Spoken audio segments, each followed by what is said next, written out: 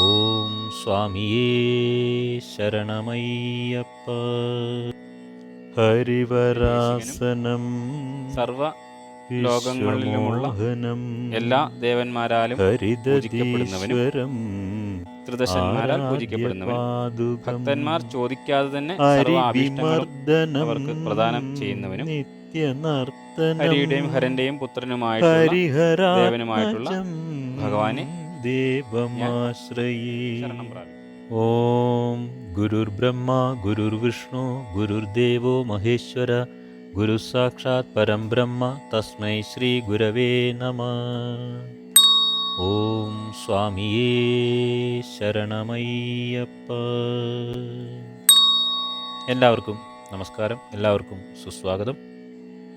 നമുക്കിന്നിവിടെ വിശ്വപ്രസിദ്ധമായ ഹരിവരാസനം, അതിൻ്റെ സാമാന്യേനയുള്ള അർത്ഥം ഒന്ന് നോക്കാം. ഈ കീർത്തനം വളരെ പ്രസിദ്ധം ഉള്ളതാണെങ്കിലും ഈ കീർത്തനത്തിൻ്റെ അർത്ഥം അത്ര കണ്ട് പ്രചരിച്ച് കാണുന്നില്ല. അതുകൊണ്ടാണ് ഇതിൻ്റെ ഒരു സാമാന്യേനയുള്ള ഒരു അർത്ഥം നമുക്കൊന്ന് ഭക്തജനങ്ങളുടെ അറിവിലേക്കായി ഷെയർ ചെയ്യാമെന്ന് കരുതിയത്. ഹരിവരാസനത്തെപ്പറ്റി കേട്ടിരിക്കാത്ത അയ്യപ്പ ഭക്തന്മാർ വിരളമാണ്. ശബരിമല അയ്യപ്പസ്വാമിയുടെ ശ്രീകോവിലിൽ ദിവസവും അത്താഴപൂജയ്ക്ക് ശേഷം നടയടയ്ക്കുന്നതിന് മുമ്പായിട്ട് ഈ മഹത്തായ കീർത്തനം പാടുക പതിവുണ്ട്. അത് അയ്യപ്പസ്വാമിക്കൊരു ഉറക്കുപാട്ട് എന്ന രീതിയിലാണ് പരക്കെ അറിയപ്പെടുന്നത്. എന്തായാലും നമുക്ക് ഈ കീർത്തനത്തിൻ്റെ ഉത്ഭവത്തെപ്പറ്റിയും, അതായത് ഈ കീർത്തനം ആര് രചിക്കപ്പെട്ടു, ഇതെങ്ങനെ ഇത്ര പ്രചാരത്തിൽ വന്നു എന്നുള്ളതും കൂടി ഈ വീഡിയോയിൽ നമുക്കൊന്ന് വിശകലനം ചെയ്യാം. ഇതിൻ്റെ ഉത്ഭവത്തെപ്പറ്റി പറയുമ്പോൾ ഇത് രചിച്ചതാര് എന്നതിനെപ്പറ്റി അഭിപ്രായ വ്യത്യാസങ്ങൾ നിലനിൽക്കുന്നുണ്ട്. 1923 കോന്നകത്ത് ജാനകിയമ്മയാണ് ഹരിവരാസനം എഴുതി സമർപ്പിച്ചത് എന്ന് ഒരു വാദമുഖമുണ്ട്. അതല്ല, 1955 കമ്പക്കുടി കുളത്തൂർ സുന്ദരേശ അയ്യരാണ് ഹരിവരാസനത്തിൻ്റെ രചയിതാവ് എന്ന് വേറൊരു വിശ്വാസവും നിലനിൽക്കുന്നുണ്ട്. അയ്യപ്പന് കമ്പക്കുടി കുടുംബത്തോട് കടപ്പെട്ടിരിക്കുന്നതായിട്ട് ഒരു ഐതിഹ്യം പ്രചാരത്തിലുണ്ട്. അതിൻ പ്രകാരം തമിഴ്നാട്ടിലെ തിരുനെൽവേലി ജില്ലയിലെ കല്ലടക്കുറിച്ചിയിലാണ് കമ്പക്കുടി ഉള്ളത്. പന്തളത്ത് നിന്നും പുലിപ്പാലിന് വേണ്ടി പോയ അയ്യപ്പൻ വിശന്ന് കാട്ടിനുള്ളിൽ കണ്ട ഒരു ചെറുകുടിലേക്ക് ചെല്ലുകയും അവിടെ ഉണ്ടായിരുന്ന വയസ്സായിട്ടുള്ള ഒരു മുത്തശ്ശി കമ്പ് എന്ന ധാന്യം അരച്ച് കഞ്ഞി വെച്ച് കുടിക്കാൻ കൊടുത്തുവെന്നും വിശന്നു വന്ന തനിക്ക് ഈ ധാന്യം പൊടിച്ച് കഞ്ഞി നൽകിയ ആ കുടുംബം മേലിൽ കമ്പക്കുടി എന്നറിയപ്പെടുമെന്നും അയ്യപ്പസ്വാമി അരുളി ചെയ്തതായിട്ടും ഈ ഐതിഹ്യം പറയുന്നു. അയ്യപ്പധർമ്മം പ്രചരിപ്പിക്കുവാനായി വിമോചനാനന്ദ സ്വാമികൾ എന്ന ഒരു മഹാത്മാവ് ആണത്ര ഈ കീർത്തനം ഇത്ര പ്രചരിപ്പിച്ചത് എന്നും പറയുന്നു. 1955 ശബരിമലയിൽ ആദ്യമായിട്ട് ഈ കീർത്തനം ആലപിച്ചത്. അതിനുശേഷം ഹരിവരാസനം പാടിയാണ് ക്ഷേത്രത്തിൽ നടയടയ്ക്കുന്ന പതിവ് വന്നത് എന്നും പറയുന്നു. ഈ വിമോചനാനന്ദ സ്വാമിയുടെ പരിശ്രമ ഫലമായിട്ടാണത്രേ ഹരിവരാസനം അയ്യപ്പൻ്റെ ഉറക്കുപാട്ടായി അംഗീകരിക്കപ്പെട്ട് ശബരിമലയിൽ ഇത് നടയടയ്ക്കുന്ന അവസരത്തിൽ പാടിത്തുടങ്ങിയത് എന്ന് പറയുന്നു. അതെന്തു തന്നെയായാലും വാസ്തവത്തിൽ ഈ കീർത്തനം അയ്യപ്പസ്വാമിയെക്കുറിച്ചുള്ള ഒരു സ്തുതിയാണ്. ഒരുപക്ഷെ ഇത് ഈ ഗാനം ചിട്ടപ്പെടുത്തിയിരിക്കുന്നത് മധ്യമാവധി രാഗത്തിലാണ്. ഈ മധ്യമാവധി രാഗം എന്ന് പറയുന്നത് സാധാരണ കച്ചേരികളിലും ഭജനകളിലുമൊക്കെ മംഗള ഗാനം ആലപിക്കുവാനായിട്ട്, അല്ലെങ്കിൽ മംഗളം ആലപിക്കുവാനായിട്ട് ഉപയോഗിക്കുന്ന ഒരു രാഗമാണ്. അതായത് മറ്റ് ആലപിച്ചിട്ടുള്ള പാട്ടുകൾക്കൊക്കെ എന്തെങ്കിലും പിഴവ് വന്നാൽ ഈ മധ്യമാവധി പാടിയാൽ ആ ദോഷങ്ങളെല്ലാം പരിഹരിക്കപ്പെടുമെന്നാണൊരു സംഗീതജ്ഞരുടെ ഇടയിലുള്ള ഒരു വിശ്വാസം. ചിലപ്പോൾ അങ്ങനെയും ഒരു കാരണമായേക്കാം ഈ ഒരു മംഗള ഗാനം ആലപിച്ചുകൊണ്ട് അയ്യപ്പൻ്റെ നടയടയ്ക്കുക എന്ന ഒരു പതിവ് അങ്ങനെ രൂപപ്പെട്ടതും ആവാം. എന്തുമാകട്ടെ, നമുക്കിതിൻ്റെ സാമാന്യമായിട്ടുള്ള അർത്ഥത്തിലേക്ക് കടക്കാം. അത് നോക്കുമ്പോൾ കൂടുതൽ വ്യക്തത ഒരുപക്ഷെ കിട്ടിയേക്കാം. ഓരോ ശ്ലോകങ്ങളായിട്ട് ചൊല്ലിയിട്ട് അതിൻ്റെ അർത്ഥം നോക്കിക്കൊണ്ടു പോവാം. ഓം സ്വാമിയേ ശരണമയ്യപ്പ. ഹരിവരാസനം വിശ്വമോഹനം ഹരിദധീശ്വരം ആരാധ്യപാദുകം ഹരിവിമർദ്ദനം നിത്യനർത്തനം ഹരിഹരാത്മജം ദേവമാശ്രയേ. ഈ ഒന്നാമത്തെ ശ്ലോകത്തിൻ്റെ അർത്ഥം നോക്കാം. ഇവിടെ ധർമ്മശാസ്താവിൻ്റെ ഇരിപ്പിനെപ്പറ്റി അല്ലെങ്കിൽ ആസനത്തെപ്പറ്റിയാണ് ഉദ്ദേശിക്കുന്നത്. അതായത് ഹരി എന്ന വാക്കിന് സംസ്കൃതത്തിൽ നിരവധി അർത്ഥങ്ങളുണ്ട്. വിഷ്ണു, ശിവൻ, കുതിര, സിംഹം, കടുവ എന്നൊക്കെ അർത്ഥങ്ങൾ ഉള്ളതാണ്. അപ്പോൾ അങ്ങനെ വരുമ്പോൾ വരനായിട്ടുള്ള അല്ലെങ്കിൽ ശ്രേഷ്ഠനായിട്ടുള്ള കടുവയെ ആസനമാക്കിയവനും വിശ്വത്തെ മുഴുവൻ മോഹിപ്പിക്കുന്നവനും ഹരിദധീശ്വരനായിട്ടുള്ള, അതായത് ഈ ദിക്കുകൾക്കൊക്കെ അധീശനായിട്ടുള്ള ഈശ്വരനായിട്ടുള്ളവനും ആരാധിക്കപ്പെടേണ്ട പാദുകങ്ങളോട് കൂടിയവനും, ഹരിവിമർദ്ദനം എന്ന് പറഞ്ഞാൽ ശത്രുക്കളെ ഇല്ലാതാക്കുന്നവൻ, ശത്രുക്കളെ ഉന്മൂലനം ചെയ്യുന്നവനും, നിത്യനർത്തനൻ അല്ലെങ്കിൽ നിത്യമായ നടനത്തോട് നർത്തന ശീലമാക്കിയവനും, നിത്യനർത്തനായിട്ടുള്ളവനും, ഹരിഹരാത്മജം ഹരൻ്റെയും ഹരിയുടെയും, അതായത് ശിവൻ്റെയും വിഷ്ണുവിൻ്റെയും പുത്രനായിട്ടുള്ള ദേവനിൽ ഞാൻ ശരണം പ്രാപിക്കുന്നു. അതായത് ശ്രേഷ്ഠമായിട്ടുള്ള സിംഹം അഥവാ കടുവയെ ആസനമാക്കിയവനും, വിശ്വത്തെ എല്ലാം മോഹിപ്പിക്കുന്നവനും, ദിക്കുകൾക്കൊക്കെ നാഥനായിട്ടുള്ള അല്ലെങ്കിൽ അധീശനായിട്ടുള്ളവനും, ശത്രുക്കളെ ഉന്മൂലനം ചെയ്യുന്നവനും, ആരാധിക്കപ്പെടേണ്ട പാദുകത്തോടു കൂടിയവനും, ഹരിയുടെയും ഹരൻ്റെയും പുത്രനുമായ ഭഗവാനെ ഞാൻ ശരണം പ്രാപിക്കുന്നു എന്ന് അർത്ഥം. ഇനി രണ്ടാമത്തെ ശ്ലോകം നോക്കാം. ശരണകീർത്തനം ശക്തമാനസം ഭരണലോലുപം നർത്തനാലസം അരുണഭാസുരം ഭൂതനായകം ഹരിഹരാത്മജം ദേവമാശ്രയേ. ഇതിൻ്റെ അർത്ഥം, കീർത്തിക്കപ്പെടുന്നതിലൂടെ ആരാണോ ശരണമായിട്ടുള്ളത്, അല്ലെങ്കിൽ ശരണകീർത്തനം എന്നാൽ ശരണമന്ത്രങ്ങൾ കൊണ്ട് കീർത്തിക്കപ്പെടുന്നവനും, ശക്തമായ മാനസത്തോടു കൂടിയവനും, ഭരണലോലുപം എന്ന് വച്ചാൽ സർവപ്രപഞ്ചത്തെയും ഭരിക്കുന്നവനും, അതായത് പോഷിപ്പിക്കുന്നവനും അല്ലെങ്കിൽ നിയന്ത്രിക്കുന്നവനും അല്ലെങ്കിൽ അതിൽ താല്പര്യത്തോടു കൂടിയവനും. ഭഗവാൻ അഖിലാണ്ടകോടി ബ്രഹ്മാണ്ട നായകനാണ്. അങ്ങനെയുള്ള ഭഗവാൻ ഈ പ്രപഞ്ചത്തെ മുഴുവൻ ഭരിച്ചുകൊണ്ടിരിക്കുന്നു. ധർമ്മത്തെ അനുശാസിച്ചുകൊണ്ട് ഇരിക്കുന്ന ധർമ്മശാസ്താവാണ് സ്വാമി. പ്രാപഞ്ചിക നിയമങ്ങളെ വേണ്ടുംവണ്ണം ശാസനം ചെയ്യുന്നവനും, നർത്തനാലസം അല്ലെങ്കിൽ നൃത്തലാലസം എന്നും പാഠഭേദമുണ്ട്. അതായത് ഭഗവാൻ വളരെ ശ്രദ്ധയോടെ ഒരു ചൂടും പിഴയ്ക്കാതെ സദാ നൃത്തം ചെയ്യുന്നവനായിട്ട് നിത്യ നർത്തനനാണ് ഭഗവാൻ എന്ന് കഴിഞ്ഞ ശ്ലോകത്തിൽ നമ്മൾ കണ്ടതാണ്. അപ്പോൾ ആനന്ദചിത്തനായി സന്തോഷത്തോടെ ഉല്ലാസത്തോടെ ആ ആനന്ദ നടനം ചെയ്യുന്ന ഭഗവാനെ ഞാൻ ശരണം പ്രാപിക്കുന്നു.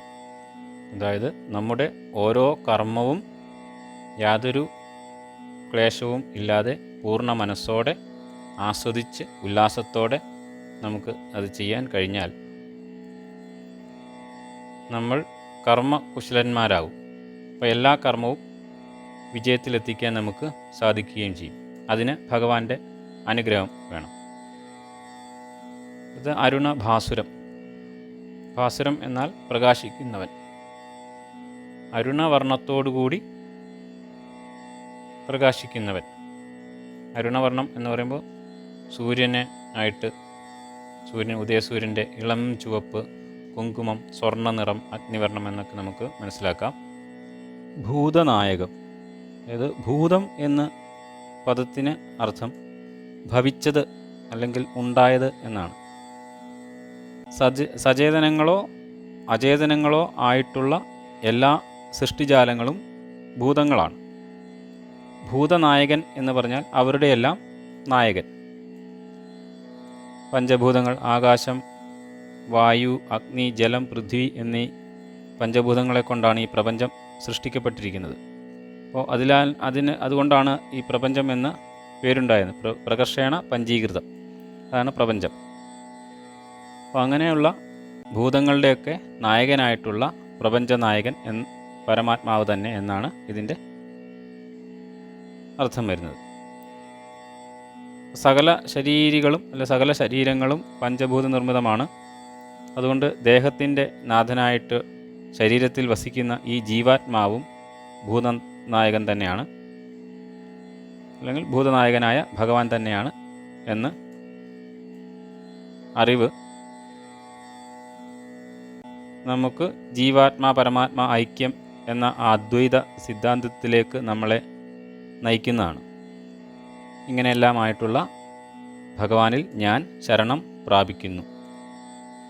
അതായത് നമ്മുടെ എല്ലാം ആശ്രയസ്ഥാനവും നമ്മുടെയൊക്കെ അഭയ സങ്കേതവും നമുക്ക് ഉള്ള രക്ഷയും എല്ലാം തന്നെ ഭഗവാൻ തന്നെ എന്ന് സാരം. ശരണകീർത്തനങ്ങൾ പാടിക്കൊണ്ട് ഭൂതനായകനും ഹരിഹരാത്മജനുമായിട്ടുള്ള ആ ഭഗവാന്റെ സംരക്ഷണത്താൽ നമ്മുടെയൊക്കെ മനസ്സിന് ശക്തി ലഭിച്ച് ശക്തമാനസന്മാരും നമ്മുടെയൊക്കെ കർമ്മങ്ങളൊക്കെ നല്ല കർമ്മ കുശലതയോടുകൂടി നടത്താനുള്ള പ്രാപ്തിയും കൈവന്ന് ഞാനെന്ന ജീവാത്മാവും പരമാത്മാവും രണ്ടല്ല, അതിൽ തമ്മിൽ വ്യത്യാസമില്ല, ഒന്നാണ് എന്ന ആ മഹത്തായ അദ്വൈത ജ്ഞാനം സമ്പാദിച്ച് ആ പരമമായ കൈവല്യപ്രാപ്തിക്ക് വേണ്ടി ഞാൻ ഭഗവാനെ അവിടുത്തെ പാദങ്ങളിൽ ശരണം പ്രാപിക്കുന്നു എന്ന് നമുക്ക് ഒന്നുകൂടി മനസ്സിലാക്കാം. ഇനി അടുത്ത മൂന്നാമത്തെ ശ്ലോകം. പ്രണയസത്യകം പ്രാണനായകം പ്രണതകൽപകം സുപ്രഭാഞ്ജിതം പ്രണവമന്ദിരം കീർത്തനപ്രിയം ഹരിഹരാത്മജം ദേവമാശ്രയേ. ഇതിൻ്റെ അർത്ഥം സത്യകനെ പ്രണയിക്കുന്ന, അതായത് സത്യകൻ എന്ന് പറഞ്ഞാൽ പുത്രൻ എന്ന് മനസ്സിലാക്കാം.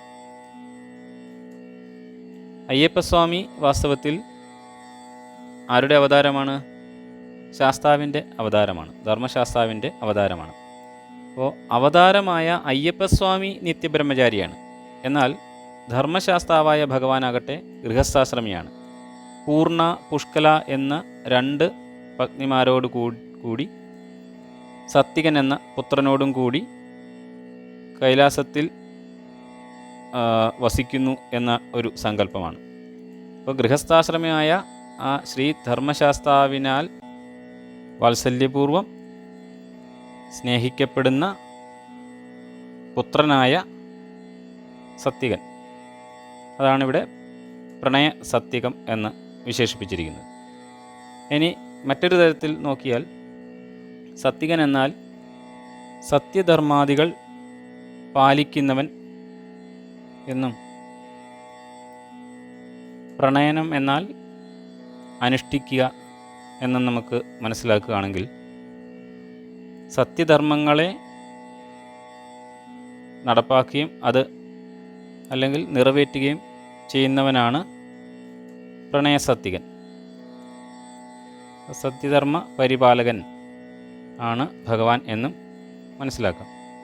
ഇനി മറ്റൊരു വിധത്തിൽ പറയുകയാണെങ്കിൽ സത്യകാമൻ അല്ലെങ്കിൽ സത്യത്തെ കാംക്ഷിക്കുന്നവൻ എന്നും നമുക്ക് മനസ്സിലാക്കാൻ പറ്റും. ഇത് ആ ബ്രഹ്മമാകുന്ന സത്യത്തെ കാംക്ഷിക്കുന്ന ജീവാത്മാവ് എന്നും ഇതിന് അർത്ഥമെടുക്കാവുന്നതാണ്. അങ്ങനെ ഏത് രീതിയിൽ നോക്കിയാലും ഭഗവാൻ തന്നെയാണല്ലോ ജീവാത്മാവും പരമാത്മാവും എല്ലാം ഒന്ന് തന്നെയാണ് എന്ന് നമുക്ക് മനസ്സിലാക്കാൻ കഴിയും.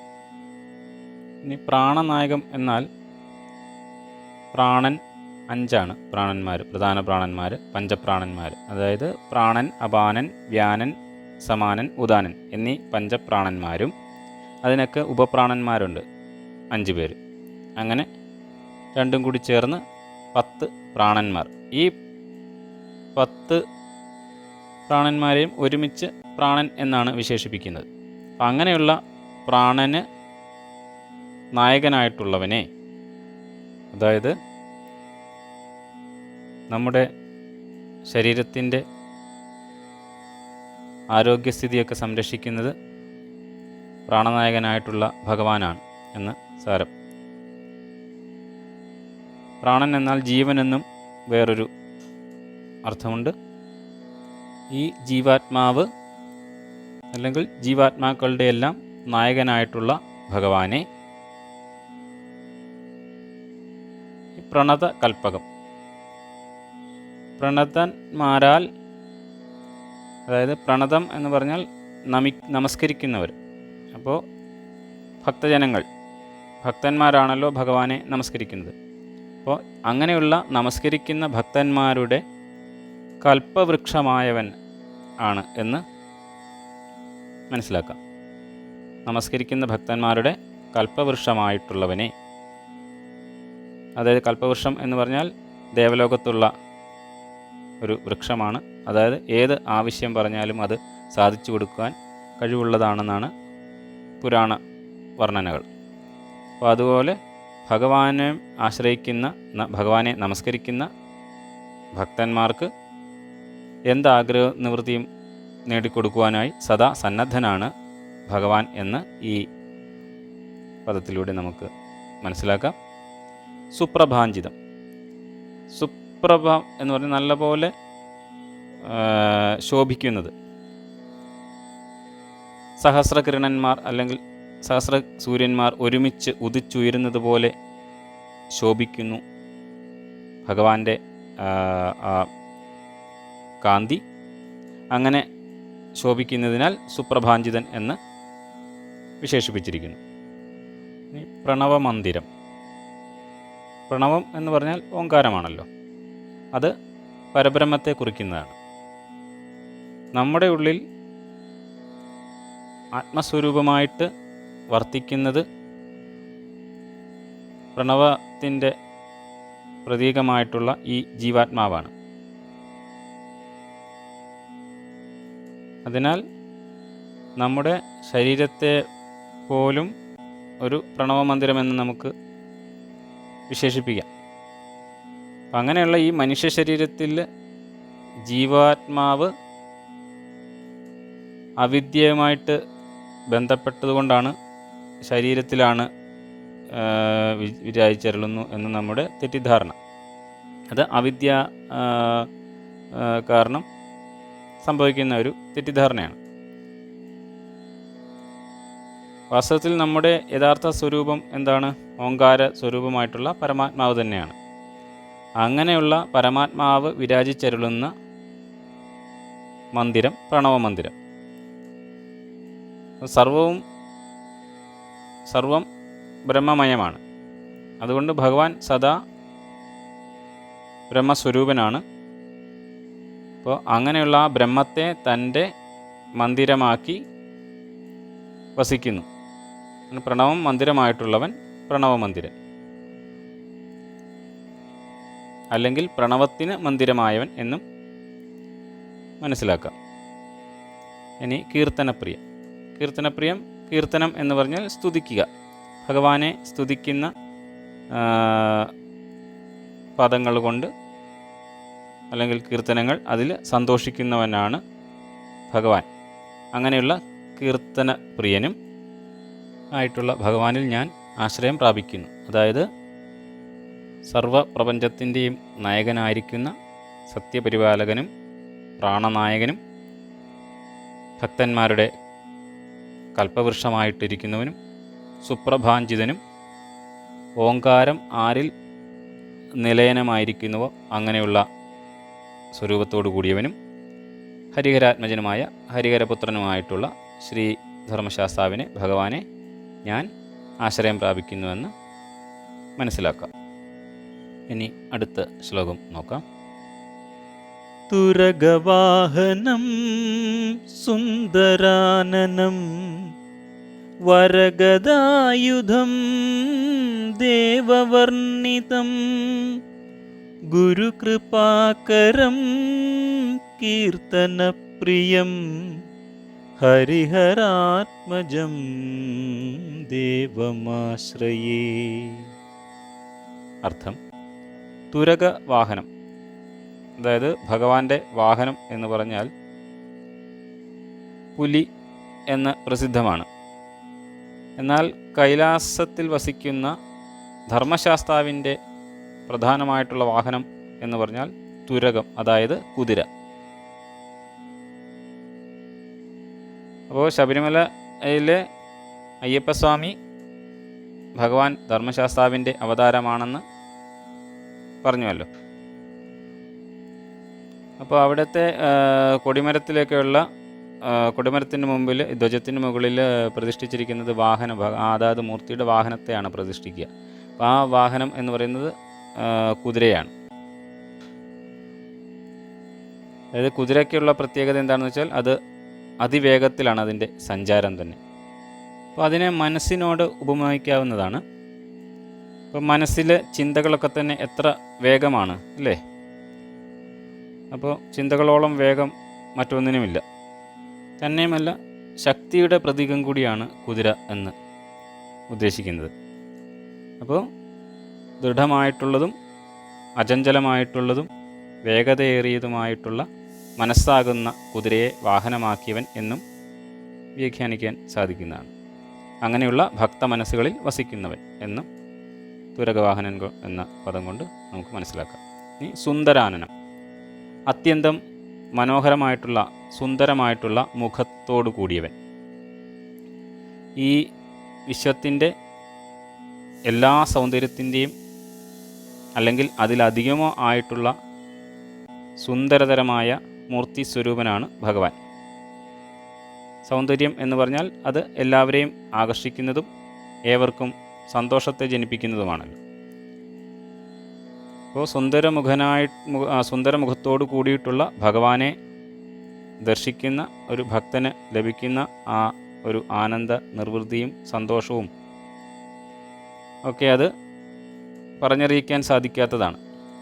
അപ്രകാരമെല്ലാം ഉള്ള സുന്ദരമായ മുഖത്തോടു കൂടിയവനെ വരഗദായുധം, ഭഗവാന്റെ ആയുധം അമ്പും വില്ലുമാണ് അയ്യപ്പസ്വാമിയുടെ ആയുധം. എന്നാൽ ധർമ്മശാസ്താവിനെ സംബന്ധിച്ചാകുമ്പോൾ അത് ഗദയാണ് അവിടെ ആയുധം. അതായത് ദുഷ്ടനിഗ്രഹത്തിന് വേണ്ടി പൊതുവെ നമ്മൾ മനസ്സിലാക്കുന്നത് അങ്ങനെയാണ്. എന്നാലും നമ്മൾ സൂക്ഷ്മമായിട്ട് ചിന്തിക്കുകയാണെങ്കിൽ ധർമ്മത്തിൻ്റെ സംരക്ഷണത്തിന് വേണ്ടിയാണ് ഭഗവാൻ ആയുധം ഉപയോഗിക്കുന്നത്. ഗദ എന്ന വാക്കിന് ശബ്ദം എന്നും ഇടിയുടെ മുഴക്കം എന്നുമൊക്കെ അർത്ഥങ്ങളുണ്ട്. അപ്പോൾ വരഗദായുധം എന്ന് പറയുമ്പോൾ ശ്രേഷ്ഠമായിട്ടുള്ള ഗദ ആയുധമാക്കിയിട്ടുള്ളവനും വേദവർണിതം, അതായത് വേദങ്ങളിൽ വർണ്ണിക്കപ്പെട്ടിരിക്കുന്നവൻ. ഭഗവാനെ അറിയണമെങ്കിൽ വേദമന്ത്രങ്ങളുടെ അല്ലെങ്കിൽ ഭഗവാന്റെ തത്വം അറിയണമെങ്കിൽ വേദമന്ത്രങ്ങളെ ആശ്രയിക്കേണ്ടിയിരിക്കുന്നു എന്ന് സാരം. വേദവാക്യങ്ങളെ കൊണ്ട് അറിയേണ്ട, വേദവാക്യങ്ങളെ കൊണ്ട് വർണ്ണിക്കപ്പെട്ടവനും ഗുരുകൃപാകരം.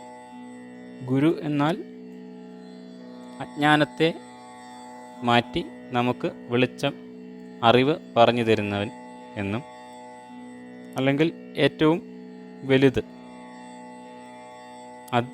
അത്യധികം കൃപയുള്ളവൻ, ഗുരുകൃപാകരൻ, ഭഗവാനെ കാരുണ്യത്തിൻ്റെ സമുദ്രം എന്നൊക്കെ വിശേഷിപ്പിക്കാറില്ലേ. അപ്പോൾ സർവ്വ ജീവജാലങ്ങൾക്കും അല്ലെങ്കിൽ ഈ പ്രപഞ്ച സൃഷ്ടിയും ഈ പ്രപഞ്ചത്തിലെ സർവ്വ സൃഷ്ടിജാലങ്ങളുടെയും നിലനിൽപ്പ് ഭഗവാന്റെ കൃപ കൊണ്ടാണ് എന്ന് മനസ്സിലാക്കാം. ഇനി വേറൊരു വിധത്തിൽ നോക്കുകയാണെങ്കിൽ ഗുരുകൃപ എന്ന് പറഞ്ഞാൽ ഗുരുവിൻ്റെ കൃപ തന്നെ, ആചാര്യൻ്റെ കൃപ എന്ന് മനസ്സിലാക്കുക. ചിന്മുദ്രയോടുകൂടി തത്വമസി എന്ന മഹാവാക്യം ഉപദേശിക്കുന്ന ഗുരു സ്വരൂപനായിട്ടിരിക്കുന്ന, അല്ലെങ്കിൽ ശബരിമല ശ്രീ ധർമ്മശാസ്താവ് എൻ്റെ വിഗ്രഹം നോക്കിയാൽ ചിന്മുദ്രയോടുകൂടി തത്വമസി ഉപദേശിക്കുന്ന ഭാവത്തിലാണ്. അപ്പോൾ അങ്ങനെയുള്ള വിശ്വഗുരുവായിട്ടുള്ള ഭഗവാനെ, ആ ഗുരുകൃപ തന്നെയാണ് ഭക്തന്മാർക്ക് എപ്പോഴും ആശ്രയം. അല്ലെങ്കിൽ ഭക്തർക്കും ജ്ഞാനികൾക്കും അത് ആരുമായിക്കൊള്ളട്ടെ, അവർക്ക് ആ ഗുരുകൃപ കൊണ്ട് മാത്രമേ ഈ വിശ്വത്തിൽ എന്ത് സാധിക്കണമെന്നുണ്ടെങ്കിലും, അറിവാകട്ടെ അല്ലെങ്കിൽ എന്തെങ്കിലും കർമ്മം ചെയ്തിട്ടുള്ള ഫലപ്രാപ്തിയാകട്ടെ, എന്തു തന്നെയും നേടണമെന്നുണ്ടെങ്കിൽ ഗുരുകൃപ അവശ്യം കൂടിയേ തീരൂ. നമ്മുടെ ലൗകികമായിട്ടുള്ള ജീവിതത്തിലാണെങ്കിലും ഗുരുവിൻ്റെ മാഹാത്മ്യം വളരെ വലുതായിട്ടുള്ളതാണ്. അപ്പോൾ അവരുടെയൊക്കെ അനുഗ്രഹവും കൊണ്ട് നമ്മൾ ഈ ചെറിയ കാര്യങ്ങൾ നേടാൻ തന്നെ ഈ ലൗകിക ജീവിതത്തിൽ നമുക്കൊക്കെ സാധിക്കുകയുള്ളൂ. അപ്പോൾ അങ്ങനെ വരുമ്പോൾ ഗുരുവിൻ്റെയും ഗുരുവായിട്ടുള്ള ഭഗവാന്റെ ഗുരുകൃപയെപ്പറ്റി എന്താ പറയുക? പരമഗുരുവായ ഭഗവാന്റെ ഗുരുകൃപ തന്നെയാണ് നമുക്കേവർക്കും ആശ്രയം. ഇനി കീർത്തനപ്രിയം. കീർത്തനപ്രിയം എന്ന് പറയുമ്പോൾ കീർത്തിക്കുന്നതിൽ പ്രിയത്തോടു കൂടിയിരിക്കുന്ന കീർത്തനങ്ങളിൽ ഒക്കെ, അതായത് ശരണാഗതന്മാരായിട്ടുള്ള ഭക്തന്മാരാലും ദേവകളാലുമൊക്കെ സ്തുതി ഗീതങ്ങൾ പാടി കീർത്തിക്കുന്നതിൽ പ്രിയം ഉള്ളവനും ആയിട്ടുള്ള ഭഗവാനിൽ ഞാൻ ആശ്രയം പ്രാപിക്കുന്നു. അതായത് ഭക്തചിത്തങ്ങളിൽ വസിക്കുന്ന, അല്ലെങ്കിൽ ഭക്തചിത്തങ്ങളിലോ അല്ലെങ്കിൽ കുതിരയെ വാഹനമാക്കിയിട്ടുള്ളവനും ശ്രേഷ്ഠമായ ഗദയെ ആയുധമാക്കിയിട്ടുള്ളവനും വേദങ്ങളാലൊക്കെ സ്തുതിക്കപ്പെട്ടുള്ളവനും ദേവന്മാരാലൊക്കെ സ്തുതിക്കപ്പെടുന്നവനും ഗുരു കൃപാകരനുമായിട്ടുള്ള കീർത്തനപ്രിയനായിട്ടുള്ള അല്ലയോ ഭഗവാനെ, അവിടുത്തെ ഞാൻ ശരണം പ്രാപിക്കുന്നു. ഇനി അടുത്ത ശ്ലോകം നോക്കാം. ത്രിഭുവനാർച്ചിതം ദേവതാത്മകം ത്രിനയനം പ്രഭും ദിവ്യദേശികം ത്രിദശപൂജിതം ചിന്തിതപ്രദം ഹരിഹരാത്മജം ദേവമാശ്രയേ. ഇനി ഇതിൻ്റെ അർത്ഥം നോക്കാം. ത്രിഭുവനാർച്ചിതം, ത്രിഭുവനങ്ങളിലും അർച്ചിക്കപ്പെടുന്നവൻ, സ്വർഗം, ഭൂമി, പാതാളം എന്നീ 3 ലോകങ്ങളിലും ആരാധിക്കപ്പെടുന്നവൻ എന്ന് പൊതുവെ പറയാം.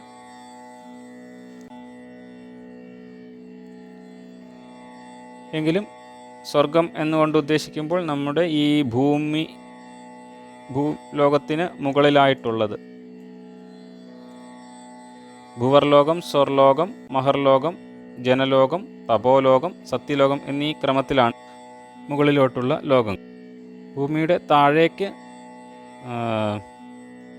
അതലം, വിതലം, സുതലം, തലാതലം, മഹാതലം, രസാതലം, പാതാളം എന്നീ 7 ലോകങ്ങളുമാണ്. അപ്പോൾ അതിൽ ത്രിഭുവനം എന്നുകൊണ്ട് ഉദ്ദേശിക്കുന്നത് ഭൂമി, സ്വർഗം, പാതാളം എന്നീ 3 ലോകങ്ങളിലും ആരാധിക്കപ്പെടുന്നവൻ എന്ന് മനസ്സിലാക്കാം. ഇത് ദേവതാത്മകം അത് ദേവതാ സ്വരൂപത്തോടു കൂടിയവൻ. ഭക്തന്മാർക്ക് പൂജിക്കുവാനും ധ്യാനിക്കുവാനും ഉള്ള സൗകര്യാർത്ഥം ബ്രഹ്മത്തിന് ഗുണങ്ങളൊന്നുമില്ല, നിർഗുണനാണ്.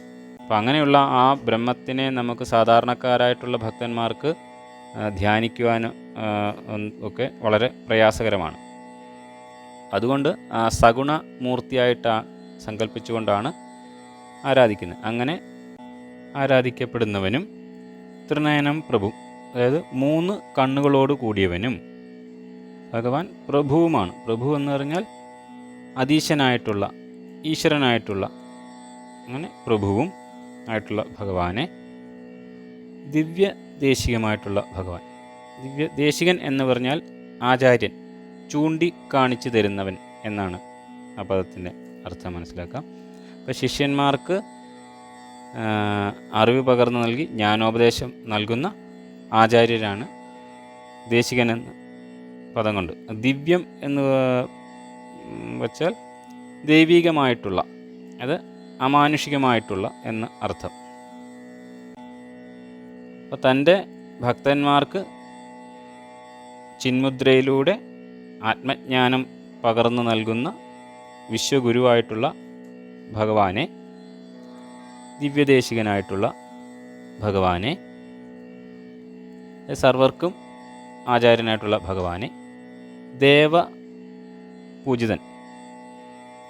ദേവപൂജിതൻ എന്ന് പറഞ്ഞാൽ ത്രിദശ പൂജിതം. ത്രിദശ പൂജിതം എന്ന് പറഞ്ഞാൽ ത്രിദശന്മാർ എന്ന് പറഞ്ഞാൽ ദേവന്മാരെയാണ് സൂചിപ്പിച്ചിരിക്കുന്നത്. അതായത് നമ്മളൊക്കെ സാധാരണ നമ്മൾ മനുഷ്യർക്കൊക്കെ 4 ദശകളുണ്ട്. അതായത് ബാല്യം, കൗമാരം, യൗവനം, വാർദ്ധക്യം, അങ്ങനെ ഈ 4 ദശകൾ. അതേസമയം ദേവന്മാർക്ക് 3 ദശകളേ ഉള്ളൂ. അതായത് അവർക്ക് വാർദ്ധക്യമില്ല, അവർക്ക് എന്നും നിത്യയൗവനം ആണ് ഉള്ളത്. അപ്പോൾ അങ്ങനെയുള്ള ദേവന്മാരാൽ പൂജിക്കപ്പെടുന്നവനെ ചിന്തിതപ്രദം എന്ന് പറഞ്ഞാൽ ചിന്തിക്കുന്നത് എന്തും പ്രദാനം ചെയ്യുന്ന ഭഗവാനെ, സാധാരണ എല്ലാ ഭക്തന്മാരും അവർക്കൊക്കെ പലതരം ആഗ്രഹങ്ങളുണ്ടാവും. അവരൊക്കെ ആ ആഗ്രഹങ്ങളൊക്കെ ഭഗവാനോട് പ്രാർത്ഥിക്കുകയും ചെയ്യും. അങ്ങനെ ഭക്തിപുരസ്സരം ഭഗവാനോട് പ്രാർത്ഥിക്കുന്ന ഭക്തൻ ചിന്തിക്കുന്ന എന്തും, അല്ലെങ്കിൽ ഭക്തൻ ആഗ്രഹിക്കുന്നത് എന്തും പ്രദാനം ചെയ്യുന്നവനായിട്ടുള്ള ചിന്തിതപ്രദൻ ആണ് ഭഗവാൻ. അങ്ങനെയുള്ള ഭഗവാനെ, അതായത് ഭക്തന്മാർ പ്രത്യേകിച്ച് ചിന്ത വന്നാൽ തന്നെ അത് ചോദിക്കണമെന്നില്ല, ചോദിക്കാതെ തന്നെ ഭക്തന് ശ്രേയസ്സുണ്ടാക്കുന്ന നല്ല നല്ല ആഗ്രഹങ്ങൾ ഒക്കെ തന്നെ എല്ലാ അഭീഷ്ടങ്ങളും നൽകി അതെല്ലാം സാധിപ്പിച്ചു കൊടുത്ത് അനുഗ്രഹിക്കുന്നവനെ അവിടുത്തെ ചരണാരവിന്ദങ്ങളിൽ ഞാൻ ശരണം പ്രാപിക്കുന്നു. അത് ത്രിഭുവനങ്ങളിലും ആരാധിക്കപ്പെടുന്ന ദേവതാ സ്വരൂപത്തോടു കൂടിയവനും ദേവന്മാർക്കെല്ലാം നാഥനായിട്ടുള്ള ദേവാദി ദേവനും ദിവ്യദേശികനും സർവ ലോകങ്ങളിലുമുള്ള എല്ലാ ദേവന്മാരാലും പൂജിക്കപ്പെടുന്നവനും ത്രിദശന്മാരാൽ പൂജിക്കപ്പെടുന്നവനും ഭക്തന്മാർ ചോദിക്കാതെ തന്നെ സർവ്വ അഭീഷ്ടങ്ങളും അവർക്ക് പ്രദാനം ചെയ്യുന്നവനും ഹരിയുടെയും ഹരൻ്റെയും പുത്രനുമായിട്ടുള്ള ദേവനുമായിട്ടുള്ള ഭഗവാനെ ഞാൻ ശരണം പ്രാപിക്കുന്നു എന്നുള്ളതാണ് ഈ ശ്ലോകത്തിൻ്റെ അർത്ഥം. ഇനി അടുത്ത ശ്ലോകം നോക്കാം.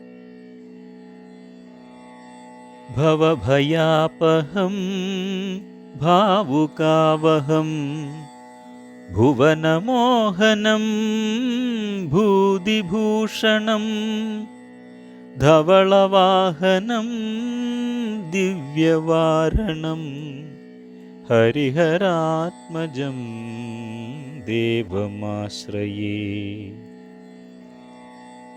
അതായത് ഭവഭയം. ഭവഭയം എന്ന് പറഞ്ഞാൽ ഈ സംസാരം ആകുന്നതാണ്. ഭവിച്ചത്, അതാണ് ഭവം. അങ്ങനെ ഭവിച്ചതാണ് ഈ സംസാരം. അപ്പോൾ ഈ സംസാര ദുഃഖത്തോളം വലിയൊരു ദുഃഖം വേറെയില്ല. അപ്പോൾ അങ്ങനെയുള്ള ഈ സംസാരത്തിൻ്റെ ദുഃഖത്തിൻ്റെ നിന്നുണ്ടാകുന്ന ഭയത്തെ, ഈ സംസാര ദുഃഖ ഭയത്തെ അകറ്റുന്നവനും അല്ലെങ്കിൽ സംസാര ഭയത്തെ ഇല്ലാതാക്കുന്നവനും. ഭാവുകാവഹം, എല്ലാ ഭാവുകങ്ങളെയും ആവഹൻ ചെയ്തിട്ടുള്ളവനും, അതായത് എല്ലാ ഐശ്വര്യത്തെയും ഐശ്വര്യദായകനായിട്ടുള്ള എല്ലാ ഐശ്വര്യത്തെ പ്രദാനം ചെയ്യുന്നവനും, അല്ലെങ്കിൽ ബഹുമാനപൂർവ്വം ഭക്തിപൂർവം വന്ദിക്കുന്ന ഭക്തരെ ജീവിത ലക്ഷ്യമാകുന്ന മോക്ഷത്തിലേക്ക് ആവഹിക്കുന്നവനും. ഭുവനമോഹനം, അതായത് ഈ ഭുവനത്തെ തന്നിലേക്ക് മോഹിപ്പിക്കുന്ന, തന്നിലേക്ക് ആകർഷിക്കുന്നവനും, അതായത് സമസ്ത പ്രപഞ്ചത്തെയും തന്നിലേക്ക് ആകർഷിക്കുവാൻ വേണ്ട മാഹാത്മ്യത്തോടു കൂടിയവനും. ധവളവാഹനം, അതായത് വെളുത്ത അശ്വത്തെ അല്ലെങ്കിൽ വെളുത്ത കുതിരയെ വാഹനം ആക്കിയിട്ടുള്ളവനും. ദിവ്യവാരണം എന്ന് പറയുന്നത് ദിവ്യമായിട്ടുള്ള ആനയെ ആസനമാക്കിയിട്ടുള്ളവനും ആയ ഭഗവാനെ ഞാൻ ആശ്രയം പ്രാപിക്കുന്നു. അതായത് ഈ ഭവഭയത്തെ, ഈ സംസാര ഭയത്തെ അകറ്റുന്നവനും ഐശ്വര്യദായകനും ഭുവനത്തെ മുഴുവൻ തന്നിലേക്ക് ആകർഷിക്കുന്നവനും വെളുത്ത നിറമുള്ള ദിവ്യമായിട്ടുള്ള കുതിരയെ അല്ലെങ്കിൽ ആനയെ വാഹനം അല്ലെങ്കിൽ ആസനമാക്കിയിട്ടുള്ളവനും ഹരിയുടെയും ഹരൻ്റെയും പുത്രനുമായിട്ടുള്ള ദേവ ഭഗവാനെ അവിടുത്തെ ഞാൻ ആശ്രയം പ്രാപിക്കുന്നു. അയ്യപ്പ, നിന്നിൽ ഞാൻ ശരണം പ്രാപിക്കുന്നു. ഇനി അടുത്ത ശ്ലോകം നോക്കാം. കളമൃദുസ്മിതം സുന്ദരാനനം കളഭകോമളം ഗാത്രമോഹനം കളഭകേസരീ വാജിവാഹനം ഹരിഹരാത്മജം ദേവമാശ്രയേ. അർത്ഥം നോക്കാം. കളമൃദുസ്മിതം, വളരെ മനോഹരമായി പുഞ്ചിരി തൂകുന്നവനും സുന്ദരമായ മുഖമുള്ളവനും, സുന്ദരാനനം സുന്ദരമായിട്ടുള്ള മുഖമുള്ളവനും ചന്ദനം പോലെ കോമളനും ആരെയും മോഹിപ്പിക്കുന്ന ദേഹകാന്തിയോടുകൂടിയവനും കുട്ടി ആയിട്ടുള്ള കുതിരയെ അല്ലെങ്കിൽ കുട്ടിയായിട്ടുള്ള ആനയെ വാഹനമാക്കിയിട്ടുള്ളവനും, അല്ലെങ്കിൽ കുട്ടിയായിട്ടുള്ള കേസരി എന്നുള്ളത് കൊണ്ട് സിംഹം, കുതിര, ആന എന്നൊക്കെ അർത്ഥം എടുക്കാവുന്നതാണ്. ആനക്കുട്ടിയെ എന്നും മനസ്സിലാക്കാം, അല്ലെങ്കിൽ കുട്ടിയായിട്ടുള്ള കുതിരയെ വാഹനമാക്കിയിട്ടുള്ളവനും ആയ ഹരിഹരപുത്രനെ ഞാൻ ആശ്രയം പ്രാപിക്കുന്നു. കളം എന്ന് പറഞ്ഞാൽ മനോഹരം എന്നാണ്. അതായത് മുഖത്ത് എപ്പോഴും പുഞ്ചിരി കളിയാടുന്നവനാണ്. അതുകൊണ്ട് തന്നെ സുന്ദരമായ മുഖശോഭയുള്ളവൻ ആണ് ഭഗവാൻ. കളഭം എന്ന് പറഞ്ഞാൽ മനോഹരമായിട്ട് സംസാരിക്കുന്നവൻ എന്നും മനസ്സിലാക്കാം. കുട്ടിയായ അല്ലെങ്കിൽ നല്ല വേഗതയേറിയ കുതിരയെ വാഹനമാക്കി അതിൽ സഞ്ചരിക്കുന്നവൻ എന്നും. ഇനി കളഭത്തിന് ചന്ദനം എന്ന അർത്ഥം എടുക്കുകയാണെങ്കിൽ ചന്ദനത്തിനെ പോലെയുള്ള ശീതളമയോട് കൂടിയത്, അതായത് നല്ല മൃദുവായിട്ടുള്ള, അത്യധികം സുഗന്ധം പരത്തുന്ന, അത്യധികം ആകർഷണീയമായ ദേഹകാന്തിയോട് കൂടിയവനായിട്ടുള്ള ഭഗവാനെ, അതായത് ഭക്തൻ്റെ മനസ്സ് അനന്യ ചിന്ത കൂടാതെ ഭഗവാനിലേക്ക് ഉറയ്ക്കണം. അപ്പോൾ അങ്ങനെ ഉറച്ച സാവധാനത്തിലാണ് ആ പരമാത്മ ചൈതന്യത്തിലേക്ക് ലയിക്കുവാൻ സാധിക്കുന്നത്. അപ്പോൾ ഈ ലക്ഷ്യസാക്ഷാത്കാരത്തിന് വേണ്ടി കോമളരൂപനായിട്ടുള്ള ഹരിയുടെയും ഹരൻ്റെയും പുത്രനായിട്ടുള്ള ഭഗവാനെ അങ്ങയിൽ ഞാൻ ആശ്രയം പ്രാപിക്കുന്നുവെന്ന് മനസ്സിലാക്കാം. ഇനി അടുത്ത ശ്ലോകം നോക്കാം. ശ്രുതജനപ്രിയം ചിന്തിതപ്രദം ശ്രുതിവിഭൂഷണം സാധുജീവനം ശ്രുതിമനോഹരം ഗീതലാലസം ഹരിഹരാത്മജം ദേവമാശ്രയേ. ഇതിൻ്റെ അർത്ഥം തന്നെ ആശ്രയിക്കുന്ന ഭക്തന്മാർക്ക് പ്രിയങ്കരനും ചിന്തിക്കുന്നതെല്ലാം നൽകുന്നവനും പ്രദാനം ചെയ്യുന്നവനും വേദങ്ങൾ, അതായത് വേദം എന്ന് പറഞ്ഞാൽ അറിവ് എന്നും അർത്ഥമുണ്ട്. അപ്പോൾ വേദങ്ങൾ അറിവ് ഭൂഷണമാക്കിയവനും, അല്ലെങ്കിൽ വേദങ്ങൾ, ശ്രുതി എന്ന് പറഞ്ഞാൽ വേദങ്ങൾ, വേദങ്ങൾ എന്താണോ ആരെ പറ്റിയാണ് കീർത്തിക്കുന്നത് അങ്ങനെയുള്ള ഭഗവാനെ, സാധുജീവനം, അത് ഉത്കൃഷ്ടമായിട്ടുള്ള സാധുക്കളെ പോലെയുള്ള ജീവിതചര്യ ശീലമാക്കിയിട്ടുള്ളവനെ, ശ്രുതികളാൽ മനോഹരമായിട്ടുള്ള കീർത്തനങ്ങൾ കൊണ്ട് അല്ലെങ്കിൽ ഗീതങ്ങളെ കൊണ്ട് ശോഭിക്കുന്നവനെ അങ്ങയിൽ ഞാൻ ആശ്രയം പ്രാപിക്കുന്നു. അതായത് ഭക്തന്മാരുടെ എല്ലാം ഏക ആശ്രയം ഭഗവാനെ അവിടുന്ന് മാത്രമാണ്. അപ്പോൾ അങ്ങനെ ആശ്രയിച്ച ഭക്തന്മാർക്ക് അത്യന്തം പ്രിയങ്കരനായിട്ടുള്ളവനും അതുപോലെ തന്നെ ഭക്തന്മാരുടെ ആഗ്രഹങ്ങൾ നല്ലവണ്ണം തിരിച്ചറിഞ്ഞ് അവർക്ക് ഹിതമായിട്ടുള്ള ശ്രേയസ്കരമായിട്ടുള്ള അവരുടെ ആഗ്രഹങ്ങളെയും അഭിലാഷങ്ങളെയും ഒക്കെ സാധിപ്പിച്ച് കൊടുക്കുന്നവനെ, വേദമന്ത്രങ്ങളാൽ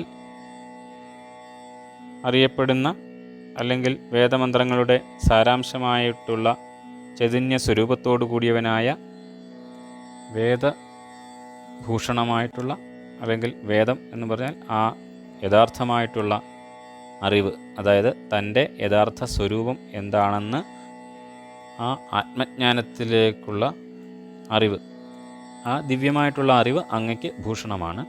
സാധുക്കളായിട്ടുള്ള സജ്ജനങ്ങളെ പോലെയുള്ള ഒരു ജീവിതചര്യയിലൂടെ, അല്ലെങ്കിൽ അങ്ങനെയുള്ള ഒരു സദാചാര വൃത്തിയിലൂടെ ഉള്ള ഒരു ജീവിതചര്യ നയിക്കുന്ന അങ്ങ് എല്ലാ സുഹൃതികൾക്കും ഒരു മാതൃകാസ്ഥാനമാണ്. ഇനി ശ്രുതി മനോഹരം എന്ന് പറഞ്ഞാൽ സംഗീതത്തിൽ ശ്രുതിക്ക് വളരെയധികം പ്രാധാന്യമുണ്ട്.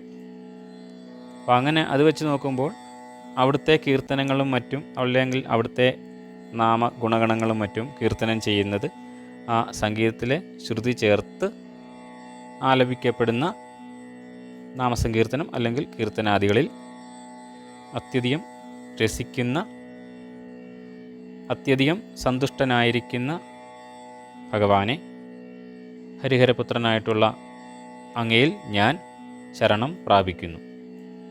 അങ്ങനെ കലിയുഗവരദനായിട്ടുള്ള ധർമ്മശാസ്താവായിട്ടുള്ള അയ്യപ്പസ്വാമിയുടെ ഈ മഹത്തായ ഹരിവരാസനം എന്ന ഈ കൃതിയുടെ സാമാന്യേന ഉള്ള ഒരു അർത്ഥം നമ്മൾ ഇവിടെ കണ്ടു.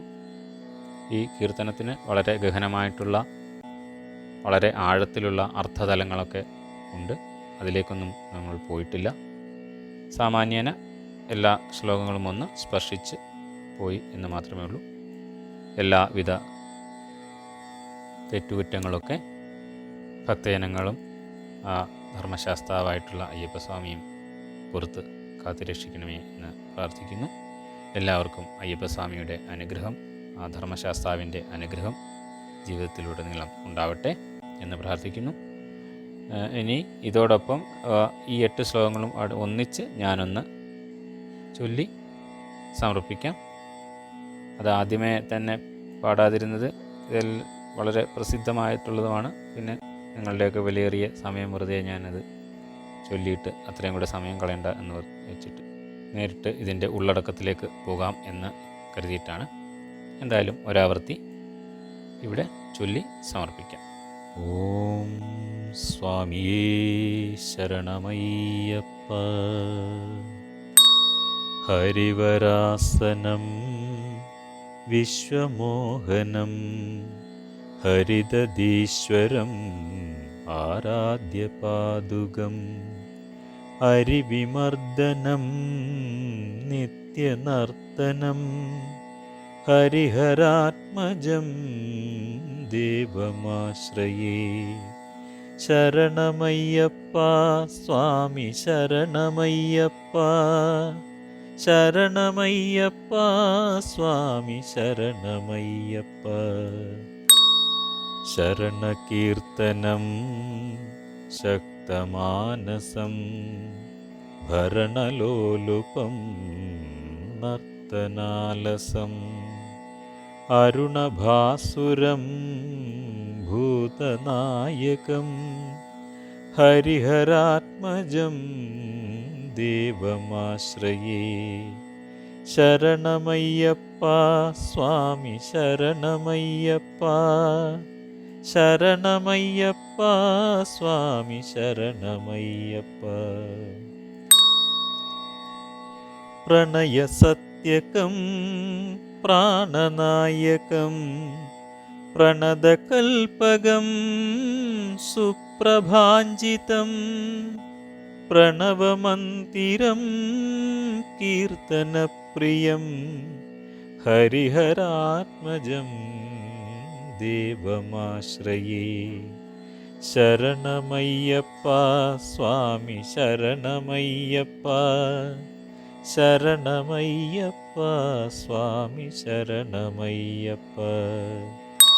തുരഗവാഹനം സുന്ദരാനനം വരഗദായുധം വേദവർണിതം ഗുരുകൃപാകരം കീർത്തനപ്രിയം ഹരിഹരാത്മജം ദേവമാശ്രയേ. ശരണമയ്യപ്പ സ്വാമി ശരണമയ്യപ്പ, ശരണമയ്യപ്പ സ്വാമി ശരണമയ്യപ്പ. ത്രിഭുവനാർച്ചിതം ദേവതാത്മകം ത്രിനയനം പ്രഭും ദിവ്യദേശികം ത്രിദശപൂജിതം ചിന്തിതപ്രദം ഹരിഹരാത്മജം ദേവമാശ്രയേ. ശരണമയ്യപ്പ സ്വാമി ശരണമയ്യപ്പ, ശരണമയ്യപ്പ സ്വാമി ശരണമയ്യപ്പ. ഭവഭയാപഹം ഭാവുകാവഹം ഭുവനമോഹനം ഭൂതിഭൂഷണം ധവളവാഹനം ദിവ്യവാരണം ഹരിഹരാത്മജം ദേവമാശ്രയേ. ശരണമയ്യപ്പ സ്വാമി ശരണമയ്യപ്പ, ശരണമയ്യപ്പ സ്വാമി ശരണമയ്യപ്പ. കളമൃദുസ്മിതം സുന്ദരാനനം കളഭകോമളം ഗാത്രമോഹനം കളഭകേസരീ വാജിവാഹനം ഹരിഹരാത്മജം ദേവമാശ്രയേ. ശരണമയ്യപ്പ സ്വാമി ശരണമയ്യപ്പ, ശരണമയ്യപ്പ സ്വാമി ശരണമയ്യപ്പ. ശ്രുതജനപ്രിയം ചിന്തിതപ്രദം ശ്രുതിവിഭൂഷണം സാധുജീവനം ശ്രുതിമനോഹരം ഗീതലാലസം ഹരിഹരാത്മജം ദേവമാശ്രയേ.